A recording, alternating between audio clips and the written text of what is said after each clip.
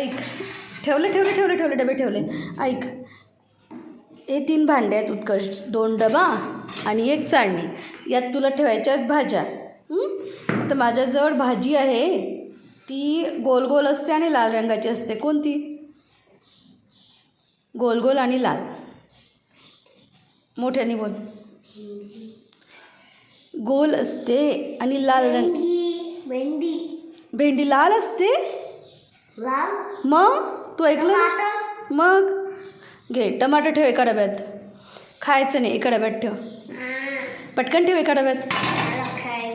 ऐक, आता माझ्याजवळ अजून दुसरी भाजी आहे. तिला हिरव्या रंगाचं देठ असतं आणि देठावर काटे असतात.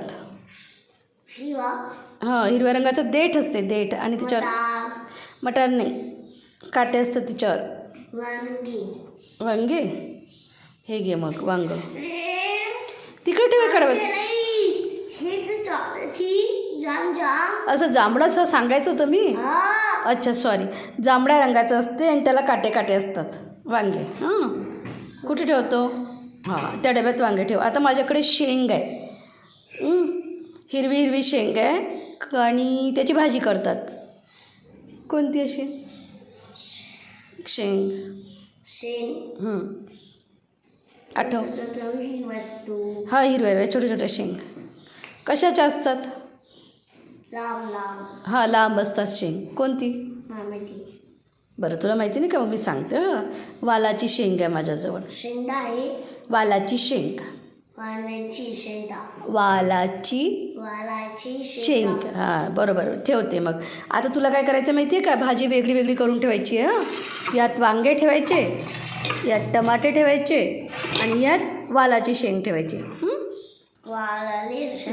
शेंगा, ही शेंग आणि माझ्याजवळ खूप साऱ्या आहेत शेंगा.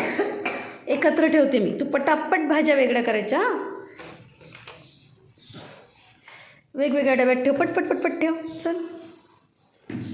अरे पडलं टमाटो. उचल उचल उचल. शेंग पण पडली. उचल पटकन. आणि वेगळे वेगळे करे. अशी एवढी घाई घाई.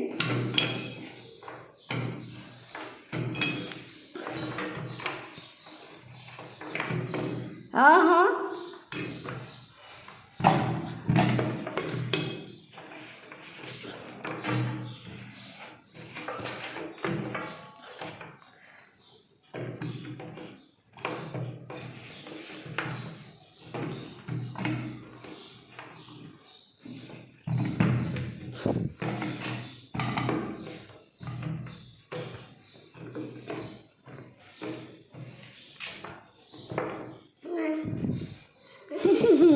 अजून अजून भाजी येते का रे?